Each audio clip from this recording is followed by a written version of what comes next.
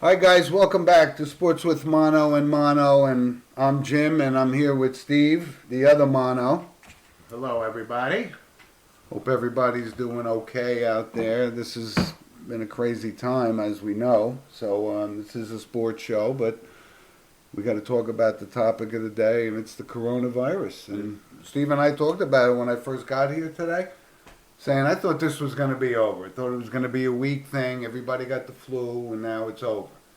And this thing is worse than even I suspected. I mean, this whole quarantine thing, things are shut down. There's no traffic on the roads. Yeah, I made the analogy. I think we're still in the first quarter here, unfortunately. I know, From a sports perspective, which is not good. I mean, There's nothing on the horizon. You have no idea when I would some of say this. the most optimistic is end of April, maybe the first week of May, that there's a semblance of a break in this by where slowly but surely everyday life gets back to normal. But there's not. really no end in sight. And It's way worse than I thought it was. Yeah. To be quite honest with you. And actually, I've been personally affected here in my town. And, there's a guy very fond of, great guy, father, daughter, husband, father, 11-year-old daughter. Oakland resident. Yeah, Oakland resident, named Gary Walker.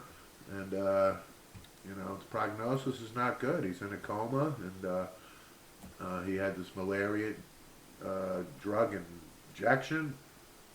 And we're kind of expecting The worst. the worst. Wow. So, our thoughts and prayers go out to his wife Danielle and his daughter and his family. And Gary is a cop in Bloomingdale, volunteer firefighter, Jeez. type Oh, of guy goodness. that you'd see grilling sausages at the carnival. Oh man. Umpire, just a really just good guy. And Boy, that hits home. and huh? it's home. It does. Wow. So. And this is starting to affect people that are, right? The first thing was it was going to affect old people. So, older people or people with health issues already. Yeah. And now it's starting to, just go haywire. I mean, like a third world country. And this has happened Yeah. across the globe. I mean, it's Yeah. crazy. I mean, I don't know what to say about it. literally, there's a cloud enveloping the planet Earth, and there has to be. And I got to be honest with you. The way I took this was something. It was like the flu or catching a cold. If you hang out with people, they got the cold and so forth. And this has become just unbelievable, like a pandemic. We've heard this stuff from 1918, right? The Spanish Yeah. thing they The had. Spanish And, flu. God. I mean, I had a cold before this, and I still do. But what's good for me is, I got mucus, I got some runny nose stuff. It's when you're dry and you're coughing and you got no. So But I always assimilated that was winter stuff. That's what happened. Your nose Yeah. runs, you're coughing all the time, your skin's bone dry. And, exactly, right? But this is really happening, and I'm sorry to hear about your friend. And like I said, I hope to all our fans out there that they're listening, and we're wishing you guys all the best and all the. Yeah, And I guess stay home, right? I mean, we're doing the show because we love to do the show, and we're 6 feet apart, or almost 6 feet apart, right? Yeah. Nobody could break in and say we're breaking the social distancing laws, Right. right? So, but all kidding aside, it's really it's a pandemic or epidemic, whatever you want to call it, but it's really taken hold of this country. And Steve and I were just talking,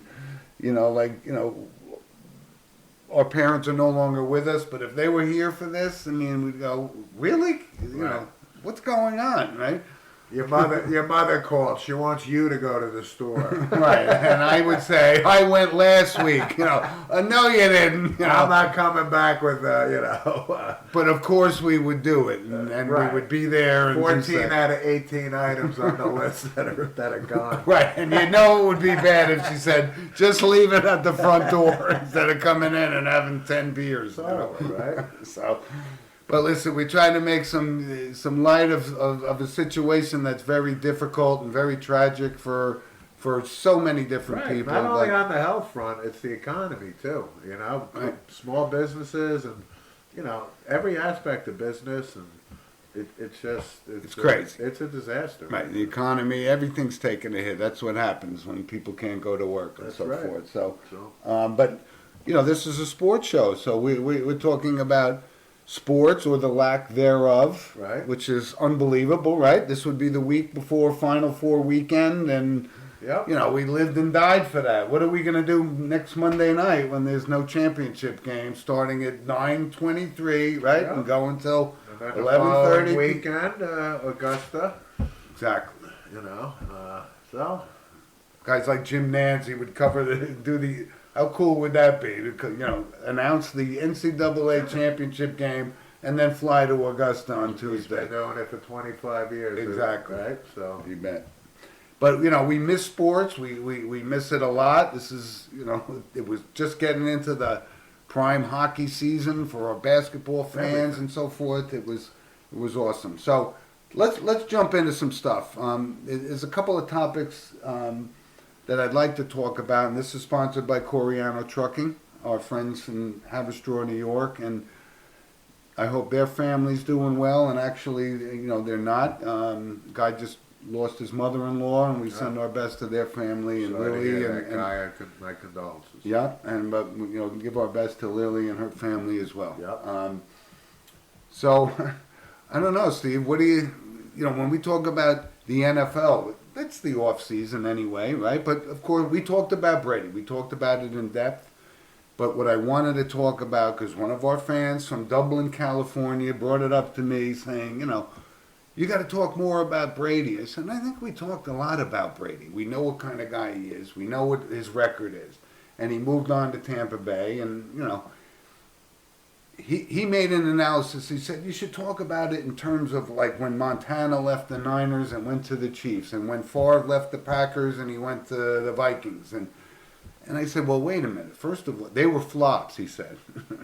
But Tom, listen, they weren't flops. They were at the end of their career, and both players brought their teams to the championship game. One game away from the Super Bowl. Didn't win it, and I'll give you that. They were beyond their... But I think Tom Brady is going to go down the same way. I honestly don't think he has enough around him. And we talked about it. Evans is a good player, and they got a lot. But a Super Bowl caliber team, is he the guy that could put that team over the hump? They have a really good defense, right? I know. They are talented. I'm sure they're not done making moves. But when I watch tape of Brady, is his arm strength still there? Yes. Is he famous for escaping the pocket? Well, he's famous for little footwork to get the pass off, but Right. he's never been a runner. He's Never been a Fran Tarkenton. That's We know right. that. We know that. So, I mean, you're talking about decision making with Tom Brady and throwing the ball, to the right place at the right time, which Decision and precision, that's a great way to say it. right? However, Favre and Montana were in 42 going on 43. Exactly. Okay. Joe Montana, as great as he was with the Niners, he was kind of a frail guy. Absolutely. Right? So when he is 37, 38, putting on a Kansas City Chief uniform. And they brought Marcus Allen in to kind of take Right. the spotlight off him as being So the I'm only not guy. surprised that Montana, couldn't be Joe Montana at 25, 26 years old. It was hard watching him as number 19 Absolutely. as well, right? And then Brett Favre, to me, and I said this before the show, when he threw the interception in the freezing cold game against the Giants I was there. to seal basically the victory, to me he was done, right? Yes. Done. Like I just said he's done. But His fire wasn't done, but his Yeah. talents were diminished. he was out of control at that point, gunslinger. Listen, as Brett Favre, he's one of the all-time greats. I'm not knocking Brett Favre, but I knew he was done. Okay. So when I say flop, I say more Favre. The Jets failed experiment. That was horrible. Right. I mean, but that was typical Jets. and then the Viking thing. But he did get him the But he championship hung game. on definitely way too long. way too. And listen. We got a list as long as our arms. How many guys have hung on too long? Yeah. And guys like Barry Sanders, who didn't hang on too Right, long. right. Jim Brown, Yeah. who didn't hang on too Absolutely. long. Those are guys that, right, they're on the pedestal Yeah. for us, right? So, you know, am I going to discount Tom Brady? Hell no. Is he going to win a Super Bowl? Hell no. No, I would think not, no. but And of course, I the can't discussion, discount I this know, guy. but a lot of discussion was, Belichick's numbers. And when you look at him, he was a sub 500 winning record in Cleveland. But that was a horror show, but he did as good as Well, anybody he could took do. over dog shit. And of all the They got into the quarterbacks, playoffs. but of all the quarterbacks that he coached, his record, yeah, when Brady was the quarterback, far and exceed, right? He was horrible. Bledsoe didn't win for him. And who was the other guy that didn't win for him? Bledsoe got him to the Super Bowl. I Bledsoe know, gets but- knocked out in the Super Bowl, then the legend of Tom Brady begins. Right. But we did talk about the Bledsoe thing. He's awesome. Oh, yeah, Bernie Kosar, right, in Cleveland, probably. Who I thought was, I couldn't understand. He was the least mobile, the least athletic, the least talented guy. And yet, he got him to the championship game, like not once, maybe twice? Maybe twice? I don't know. But we saw him in his prime at the University of Miami, and I know your Bernie, your buddy Mitch is a big Miami guy yeah. and so forth, and But Bernie did just fine as a king, that's for sure. win a national championship, didn't He did. he? He did. But he was the quarterback when Doug Flutie threw the, Yes, he was. the Hail Mary, so to speak, Right. to Gerard Phelan the day after Thanksgiving. Yep. I believe 1985. And I believe we were watching it, Stephen. I was actually with my girlfriend at the time. Oh, well, I was in a bar watching in it New then. York City, and I remember we were eating. TV was on. Thank God I was facing the TV, and I'm watching the end of this, and I'm like, turn to like people, other sports fans. I Did go, you just see what happened Did you here? just see what I just saw?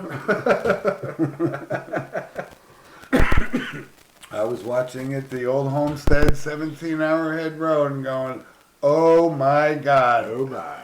We're going to be talking about this 40 years later, and if we lived another 40, we'd be talking about it. One of the great sports moments Oh, ever, no question. right? No question. Not just college football and so forth, but anyway, I think we beat the Brady thing to death, Yeah. and good luck to him, because I like him.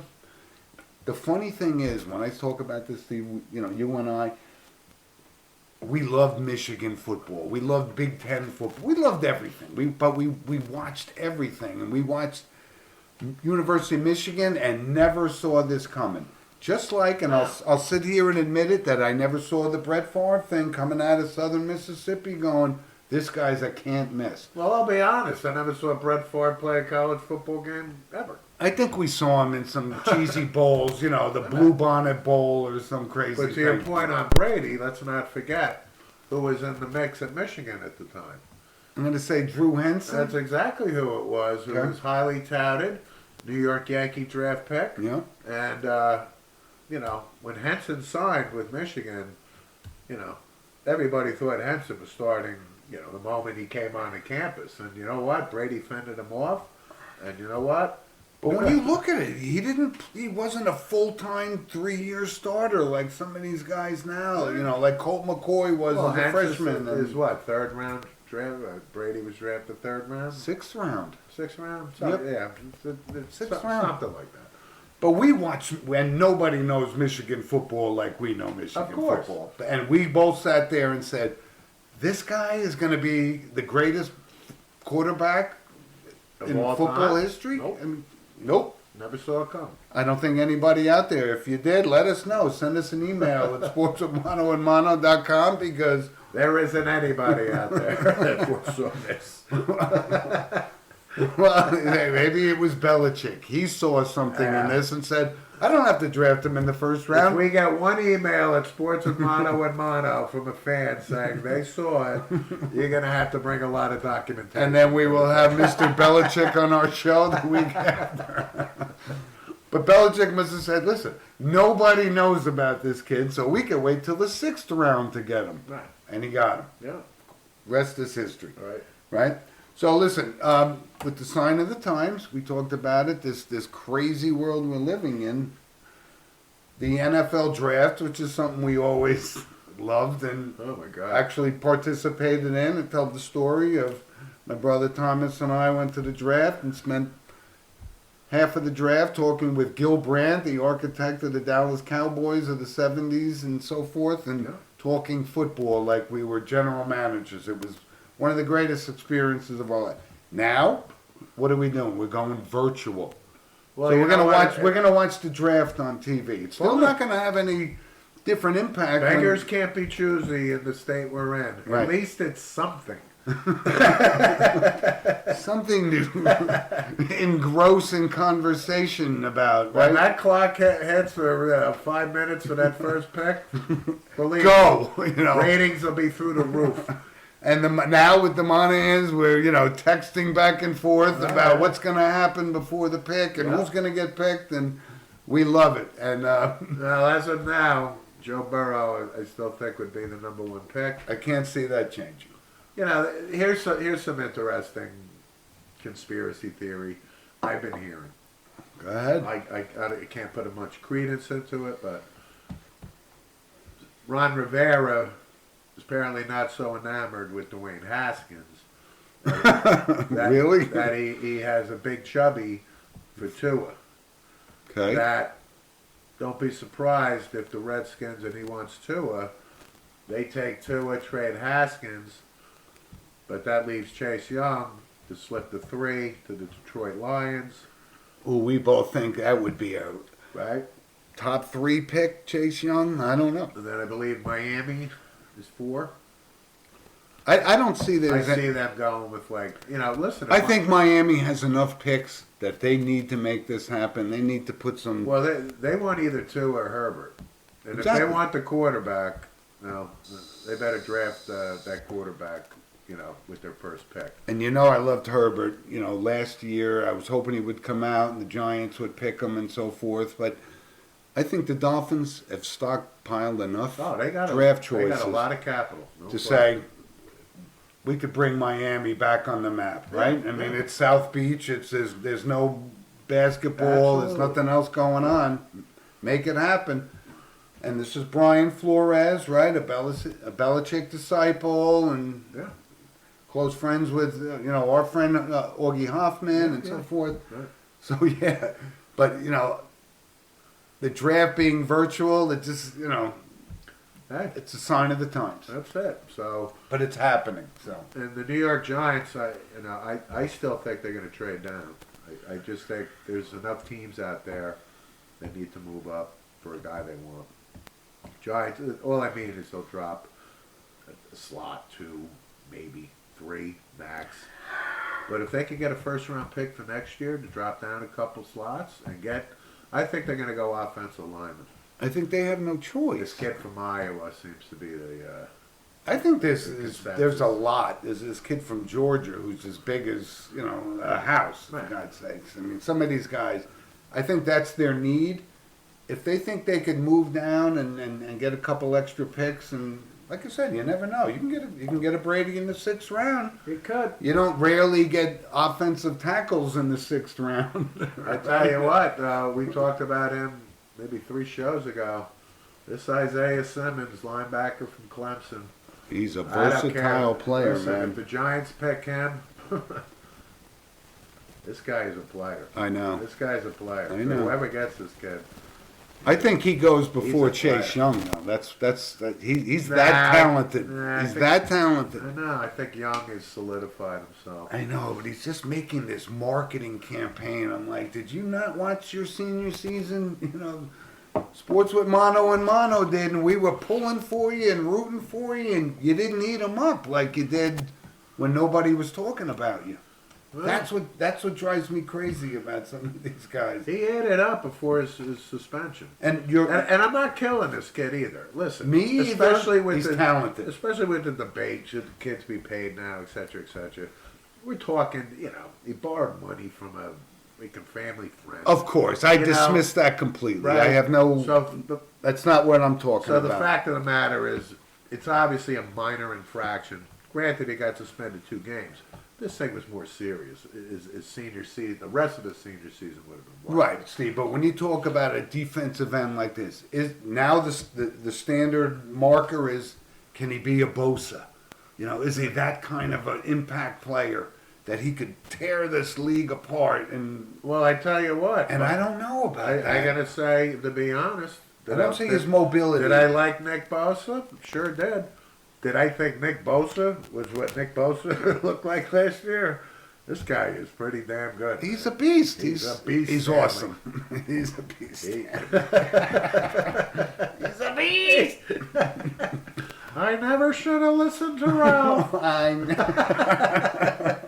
Oh, honeymooner humor, folks. Oh, it's a lot of honeymooner humor, but excellent. But we're going to talk about this, and listen, Sure. if the Giants, even if they traded some picks and wanted to move up and take this kid Simmons, good call on that. I think I don't he's think a they stud. have to move up. I think he. And you and I have seen this kid play, Oh. right? He played for Fantastic. Clemson, phenomenal. Fantastic.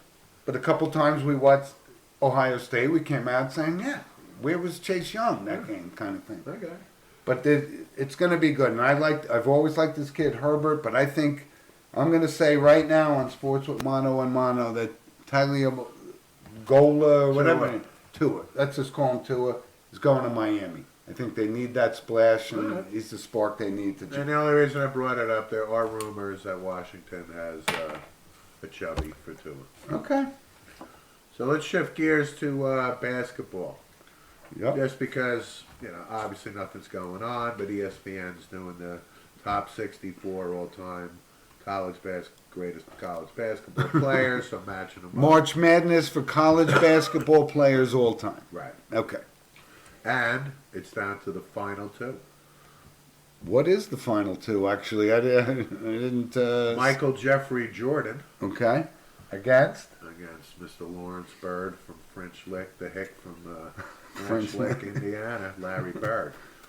And we can't say actual former Hoosier because he was there for about 3 days and said, We I've can't- had enough of this. He was a former Hoosier, technically. There's no question about it. This ain't for me. He said, I'm Oh, going somewhere else. he literally lasted 72 hours. Which is amazing because he ends up going to Indiana State, who was never on the basketball map. Right. And this guy was so great. Yep. He took a college that nobody ever heard of in college basketball and took him to the greatest, right? Yeah. Championship final, NCAA final game. 1979. That you and I watched together. Absolutely. Strapped in our seatbelts, sitting on the living room floor going, Against we're Irvin never going to Magic see something Johnson. like this. And you know who we were rooting for. Right, well, that's a whole nother subject. But the thing about Larry Bird, too, is what we remember. I remember specifically when he was a junior, came into Madison Square Garden for the NIT. Okay. And there was a loophole in the drafting back then, and Red Auerbach Jumped on it Jumped and on snagged it. him before he even graduated college. Exactly, drafted Right. him as a I junior. know where you're going. And then his senior year, averaging 30, 2, 3. 3, 4, Right. right? And all of a sudden, 16-0, 17-0, 21-0. Yeah. Then they played DePaul. I think it was in the tournament. The Mark Aguirre That days? was Mark Aguirre, exactly. Like Yeah. Terry Cummings was on that team. Oh, he too. was a powerhouse. So they were a man. formidable team. No doubt. Indiana State knocks them off, Yeah. advances to the final, and then, they played a tough Magic Johnson, Greg Kelser squad, right? Very good. Judd Heathcote, the coach, right? Yeah. Bill Hodges was the coach for Indiana State. Yep. Carl Nix was the guard for Indiana State. Absolutely. But you know what? Michigan State was the better team. But Yep. my point being, Larry Joe Bird is deserving, I think. Is it Larry Joe Bird? Absolutely. I know everything about Larry Bird. I'm pretty familiar with him too, but I guess I didn't know his middle name. So, the fact that Lou Alcindor didn't make the final is kind of questionable, okay? But he's going against Michael Jeffrey Jordan. So Michael Jeffrey Jordan, everybody knows, freshman, hits the game-winning shot against Georgetown in '82, Yep. national champion. Mm-hmm. Averaged 54% from the field, plays another 2 years, Yep. first-team All-American. Comes et cetera, out as et a cetera. junior. So I tell you what, the legend of Michael Jordan. So if I'm debating this, All time. Number one. I gotta think the fact that Jordan won the national championship, hit the game-winning shot, would probably be the tiebreaker. Okay. So I'm gonna predict Jordan beats Bird for the greatest of all time All right. college.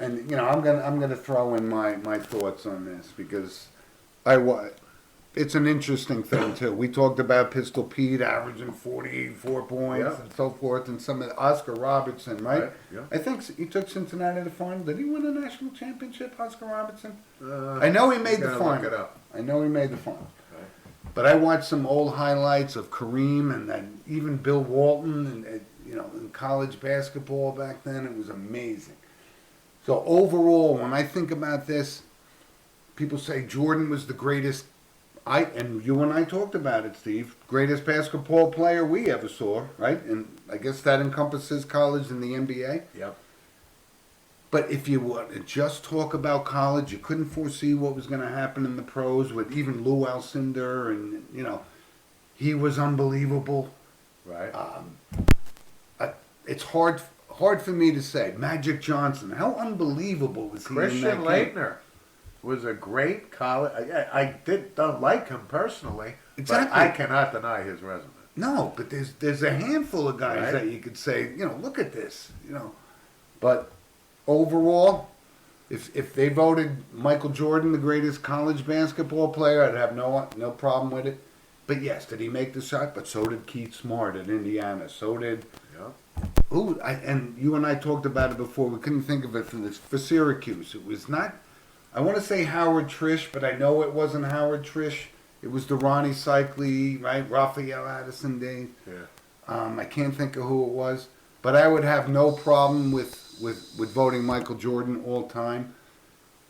But like we talked about, Steve, we didn't see Oscar Robertson play, and some people say, whatever. How great was he? But Larry Bird, and I'm glad you brought this up because I'm going to transition into, we're quarantined now, so we're watching some of the old games, right? We watched great college basketball, great golf tournaments, great tennis matches, Federer, Nadal, the Australian Open, but I saw this thing and it was I'm not sure if it was a 30 for 30 or whatever. It was like a 5-part series on the Celtics and the Lakers. Right. Unbelievable, right? The first time they met in the finals, and the Celtics had beaten the Lakers 6 times in a row in the NBA finals. They'd never been in, and this thing was a war.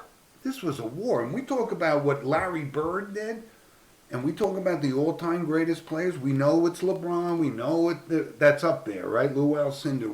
We Kareem. We know these guys, Magic Johnson.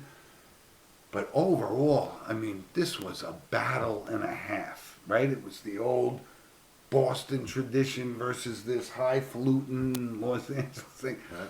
And you and I always talk about when we see a sports show, we give them credit if it's awesome. This is a 4-part series. Phenomenal. Oh, no, but I remember. Phenomenal. I remember watching it live, to be honest. Of course we did. I mean, what else? That's when we watched the NBA. That's when it was actually exciting. Back to Oscar Robertson. He did not win a title in college for the Cincinnati Bearcats. Did make the final, But though, he didn't did he? win a title in the NBA in 1971 With the Bucks. with the Bucks and won Lou Alcindor. Coach, former Niagara alumni, Mr. Larry Larry Costello. Right? Little shameless plug for the Sure. Purple Eagles there, but Oscar Robertson's career in college was He was lights awesome. out too. So it was awesome. But we talk about guys, we didn't see Oscar Robertson in college. But we saw Larry Bird, we saw Magic Johnson, and we saw Michael Jordan, and we saw Lou Alcindor and Bill. Yep. These guys. It was awesome. Yep. Great special, a lot to watch. But if you had time, watch that Lakers Celtics. This thing got violent. I mean, Danny Ainge was just like, they said to him before the game, just go mug. But the McHale Yeah. mauling of Kurt Rambis Yeah. on that drive is one of the classic awesome. flagrant fouls of all time. Yep. Right? Great stuff, though, man. A lot of good stuff on television while sports, Loving as we know. every minute of it. Good, Maxwell Smart there. Yeah. Would you believe? Would you believe that Oscar Robertson never won a national championship? For future, perhaps we do a show and just get Maxwell Smart impressions and talk about the show. Would you believe Larry Bird never won a national championship? Would you believe Muggsy Bogues did? Ridiculous. Anyway, but good stuff in sports, and like I said, we're starving for the real thing, but we love the old stuff. Ain't nothing like the real thing, Yep. baby. But listen, we're talking about stuff like that. We're going to stay with that theme about what to do during the coronavirus, and watching old sports really brings back a lot of good memories and so forth. Sure So. Maxwell Smart, very good, very good. So listen, this past television moment was brought to us by Lynch Motors of Manchester, Connecticut, and we hope them and their employees and families are all doing very well up in Connecticut. Well, certainly. Thank you. So what else, Steve? I got to tell you this, because we were talking about this the other day. What do you do during coronavirus? You watch movies that you never watched before, or you do something, right? And I was thinking about what are the best sports movies of all time, and stuff like Rocky comes up, then Raging Bull comes up, and Jim Walsh, one of our loyal listeners and fans, always chimes in when we talk about sports movies. Watched Pride of the Yankees last night. Oh, God. And I was having this conversation with somebody about all-time tear-jerkers in sports movies, and that's not on the list. And I could change a tire, without a jack kind of guy. Yeah. Yeah. Oh, big time. Give it to me straight, Doc. Oh, yeah. Is it 3 strikes? Yeah. Phenomenal movie, but Sure. that's my all-time favorite sports movie. And I love Rocky 1 and 2, not 3, not 4, whatever. Yeah. But I mean, there's so many great sports movies. But I will tell you, I actually just saw it again within the week. 1986 Hoosiers. And, I will admit to the audience, to me, I cry every single time. on Gene Hackman, Now, when they're in the final, and Jimmy Chitwood says, Gene Hackman's like, all right, you're going to take the ball. They're going to think Jimmy's taking it. Boys are quiet. Gene Hackman's like, seeing the what's the movie. matter with you guys? What's the matter with you guys? And Jimmy Chitwood says, I'll make it. Right? And it's 19 seconds on the clock. And you're thinking in your head, this is Larry But Bird. this is true. This is true. I mean, I don't know if the names are the So same. is Lawrence But Bird. it is true. 1952. Yep. And I swear to God, when that ball goes in, I'm like, and I gotta hide it when I'm, amongst other people. However, what gets me the most is when it switches back to the gym. There's a little kid shooting the ball. 30 seconds left in the movie, and they pan to the picture of the team up on the wall, and then there's some voice reflection of throughout the movie Gene Hackman's statements. But when he says, "I love you guys," to me, Salty discharge of flowing. a salt landmine.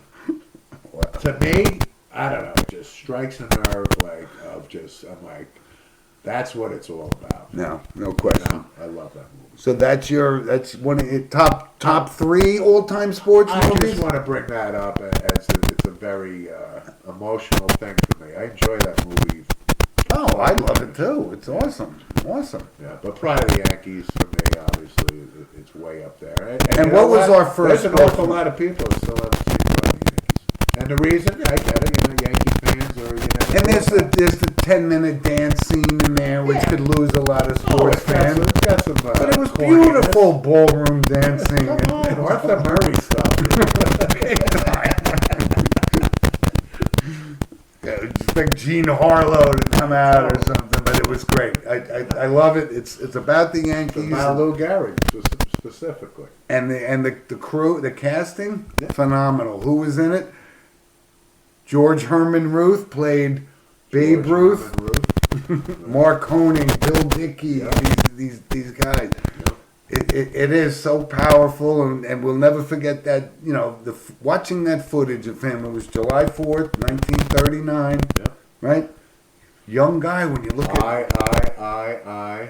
consider myself, Self. Stephen. I always think we do the best Gehrig impression of his speech. You know? That's no question. But there was one thing about that. There's always, you know, it was not recorded because all the sports writers were sitting there literally weeping, Oh, totally. not taking notes. So the actual what he said that day is never been confirmed from all part. You know, all 3 million people that were there that day, kind of thing. I Right? still make it out on the. Oh, but the classic line is, you know, I've been given a bad break. You know, that kind of thing. Great movie. Awesome. I love it. I love it. And I was talking to somebody about all-time movies and tearjerkers, and I just watched, and I know it came out, and I think it was 1979, The Champ, Yeah, that's a good one. John Voight. Yeah. You know, but when this little snot-nosed Ricky Schroeder is running, get up, Champ, Yeah. Champ. This is before he was Mickey Donovan. Who he's awesome as Mickey Donovan, you know. He's a Southie, you know.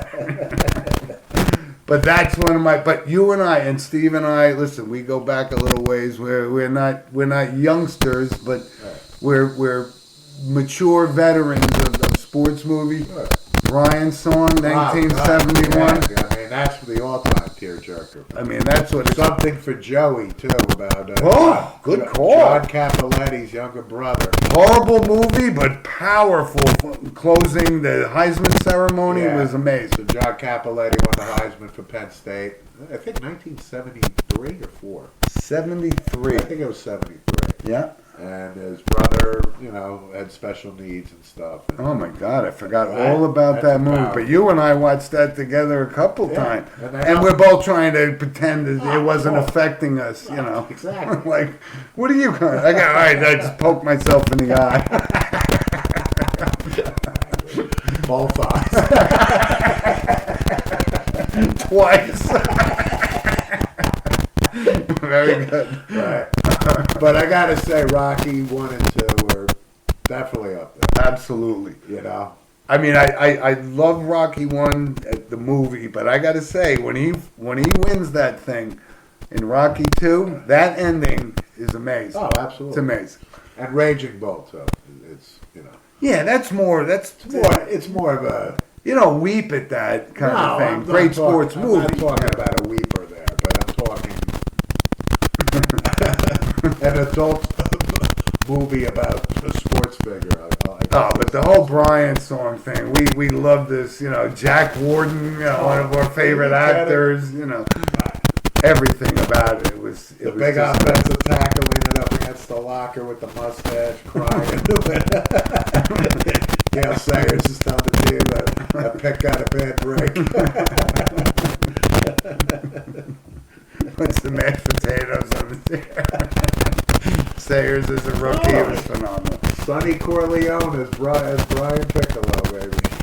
And I remember thinking this because, you know, when the first time I saw those movies and I saw highlights of Lou Gehrig and then I saw highlights of Gail Sayers, I go, wait a minute. That's not Billy D. Williams. That's not Gary Cooper. Exactly.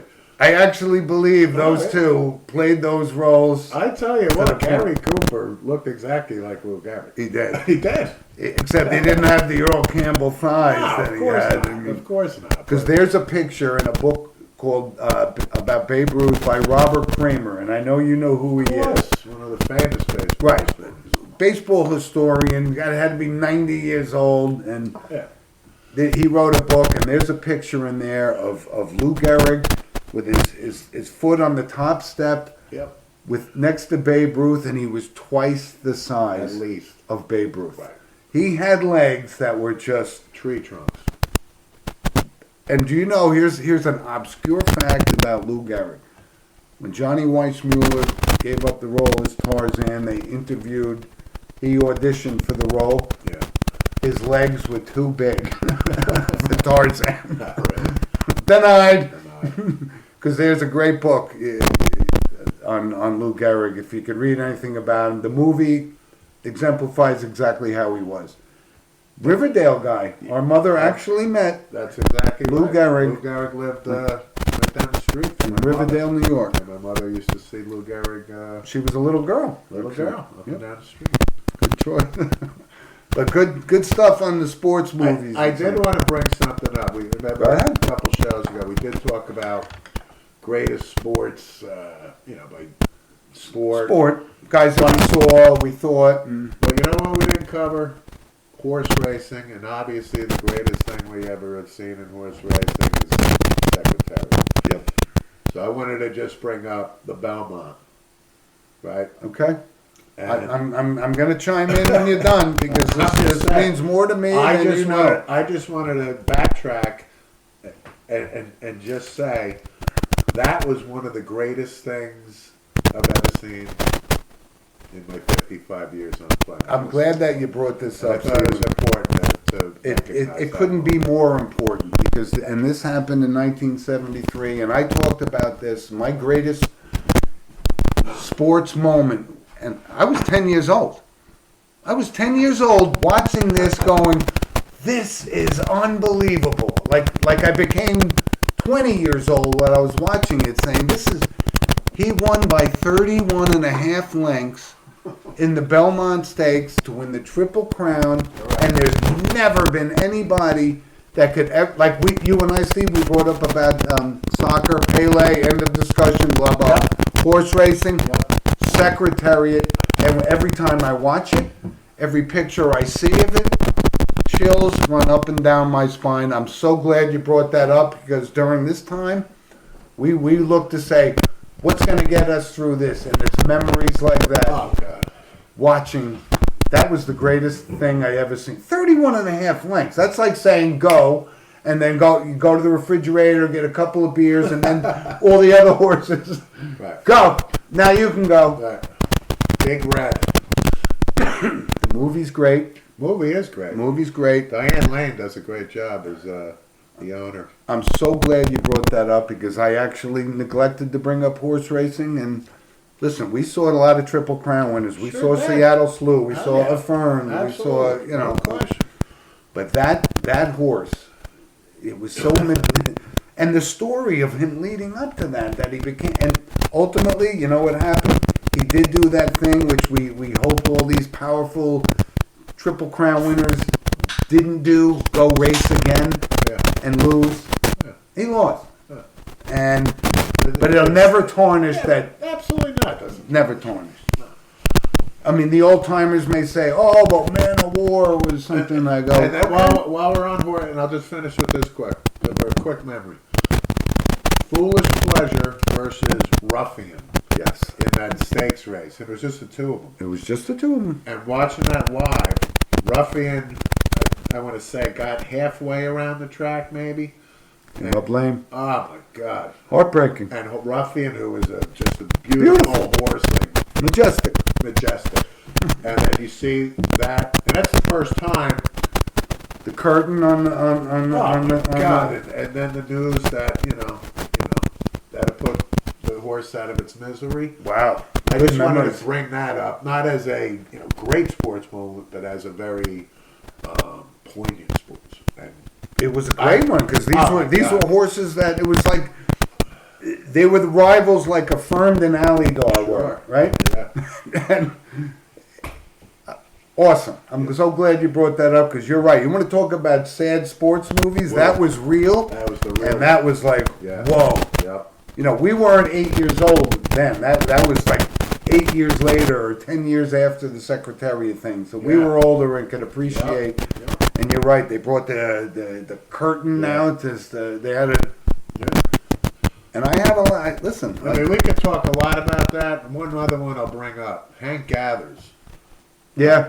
dying on the court. Yep. Loyola. And Okay. Yeah. that's it. That's the subject, maybe. Again, send us an email, sports with Mono and Mono. Yep. Again, we'd love to hear feedback. Anything you want to talk about, anything you want to comment on, and anything we've touched about.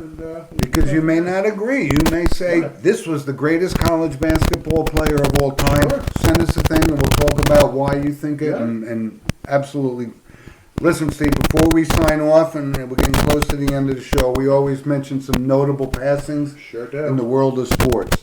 And there's a couple guys here that you and I need to bring up because we watched this 100 times. Sure. As crazy as it might sound, we recollect and reflect back and say, we really watched this, but we did.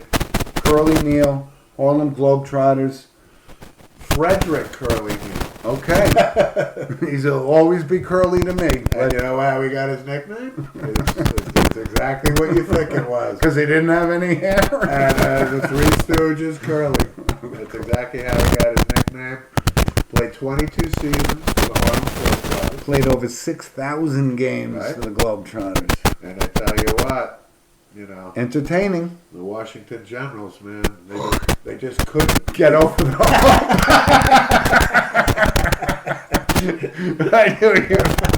Why do we think alike? And I tell you what, Curly Neal on Scooby-Doo and the Harlem Globetrotters. Of course. Bouncing the ball the whole episode. But I tell you what, he was a great sports figure. He was well liked. And they were Good man. talented, Oh, he's super talented. But it was funny. But he passed away in '77. And we watched it. Listen, I'm going to bring this back. I was 12 and 13 years old, and I would Sunday mornings when Wonderama was on and all these shows.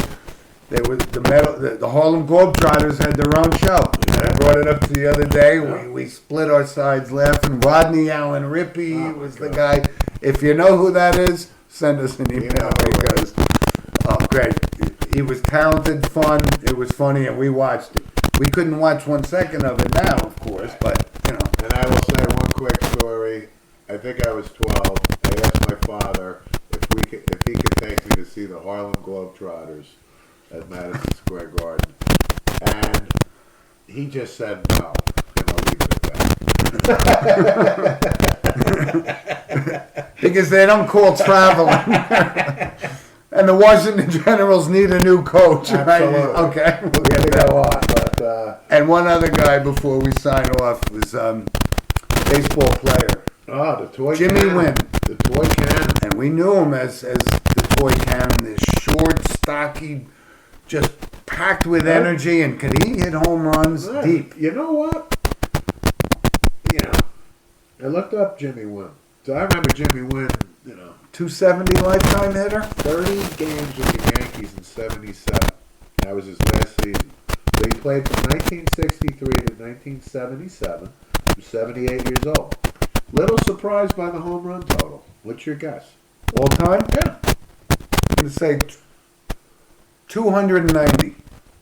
291. Smart guy. Oh, I would have guessed minimum 380, maybe bordering 400. they didn't hit home runs then like they do now. But to your point, when he hit a home run, It went. It was a home run in every stadium because Yeah. hitting it out of the Astrodome back then, he's the first guy to hit it in the upper deck You're of right. the Astrodome. so Jimmy Wynn, 1,665 hits, Yep. 291 homers, career average of 250. And 250. All right, I gave him a little number too much credit. 24 is retired by the Houston Astros, where he played at least obviously a majority of his career. He got a World Series ring with the Yankees in '77, or he I was don't- not on the team when they won it. Early on in the I don't season? think he made the roster for the playoffs. Okay. I could be wrong. I gotta look that up. Yeah. But he was on the LA Dodgers. Yeah, that was where I kind of remembered him. I used to have his baseball card, From like I would say 74, 75, 76. and we had his baseball card when he played for the Astros. When did they open the Astrodome? '69, maybe. 67, maybe? Was it I that far remember back? Elvin Hayes, right? Elvin Hayes played a game. Largest crowd ever in Against a UCLA. college basketball game. So I want to say that was 68-ish, 69. Yeah. So I'm going to say, I think it was still the biggest crowd in I would say college 66 basketball. to 67. Yeah. Then we'll look at it. When a guy like that makes an impact on guys like us, it's awesome because Oh, we yeah. liked him and he was good and solid, right? Never in the news. He was 5'10", 160 pounds. He was 5'10" with high heels on. And he had He wasn't 5'10". well, he had arms like Apollo Creed, that's for sure. Exactly, but I don't even think he aspired to be 5'10". I'm going to say 5'9" at the peak of his height. Okay. But anyway, notable passing from the world of sports. Yeah. And, but listen, thanks for joining us, everybody. This was a great show. Yeah. We love to talk about history, but hopefully, when we get back to this normality of life, we can talk about the real thing. But we're gonna miss stuff like the Masters and the NCAA. We're gonna miss it all. Yeah. But we're gonna be back, and we'll do this show next week for you guys. And send us some comments because we'd love to hear from you. Good show. Good show, Steve. All right. All right, guys. Thanks. See you next week. Stay safe, everybody. Bye. Bye.